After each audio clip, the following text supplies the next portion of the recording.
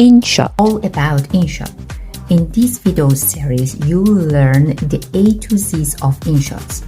Hi, thanks for watching my videos. Don't forget to subscribe to my channel and hit the notification bell. I post videos every day. Let's watch and learn. I want to show you how you can use an InShot. Open the application, and then on this page, you see 3 buttons. You need to click on the top right hand side. It's a setting option.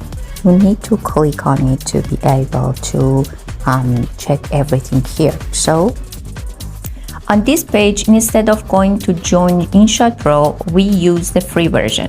Click on the language section. You can choose either of these language to be set up on your InShot, and then when you choose it, you can see your language has been changed. And the next section would be a video setting. On this section, you can choose the resolution of the video.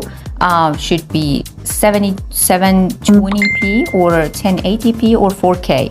It's up to you. And then on the next section, you can choose a frame rate. On the next section, we have an item stick to frame. It should always be on.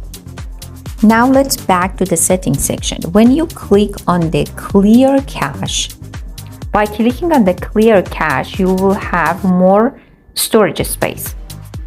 In this section, by clicking on the question and answer, you will find out plenty of videos such as editing, transition, and so much more. And in the settings section, you will find out about sending your feedback about this app, and also you can follow them on YouTube, Instagram, TikTok, and also you can invite your friends to use InShot. You can see you are in the last version of InShot here. This was all about the setting to start with InShot. I hope that was helpful. Please subscribe, like, share, and follow me for more.